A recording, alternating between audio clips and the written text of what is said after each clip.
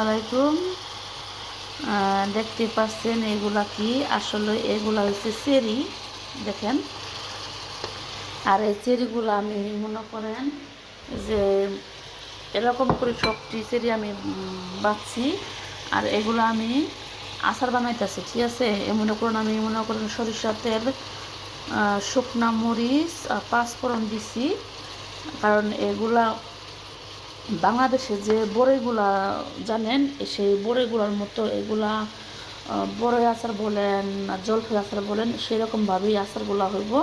আর এই দেখতে পাচ্ছেন আসলে এইগুলা বাংলাদেশের নাই, এগুলা আমি সুইডেনে দেখছি, বা এগুলা অনেক গাছ আছে বাইরে, চেরির গাছ।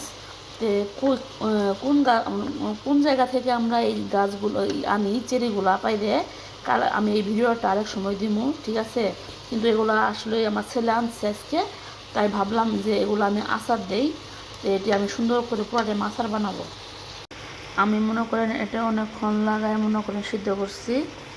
আর এটা এখন এই অবস্থায় আছে, আঠালো আঠালো হইতেছে, দেখেন। আর আসলে এগুলো খাইতে অনেক সুস্বাদু এবং সেই মজা।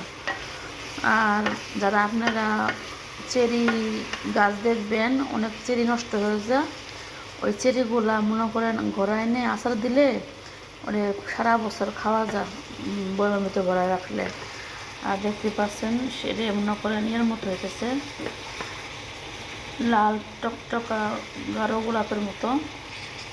এই যে মনে করেন আমার চেরিগুলা আচারগুলা প্রায় হয়ে আছে, পুরা শুকায় গেছে সুন্দর মতো। এগুলা যদি একটুখানি আস্ত থাকে তাহলে খাইতে মজা, এজন্য আমি পুরা গলায় নাই। আর বাংলাদেশে দেখছেন যে যে ইয়ার মতো জাম্বুর মতো যে আচারগুলো ওরকমই হয়েছে, দেখেন কি সুন্দর। আর এগুলো খাইতে সে সুস্বাদু।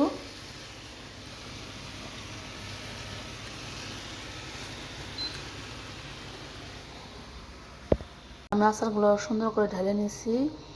আর সবাই ভাবে আচার বানাতে পারেন চেরি। সবাই ভালো থাকবেন। আজ এই পর্যন্তই। আসসালামু আলাইকুম, আল্লাহ হাফেজ।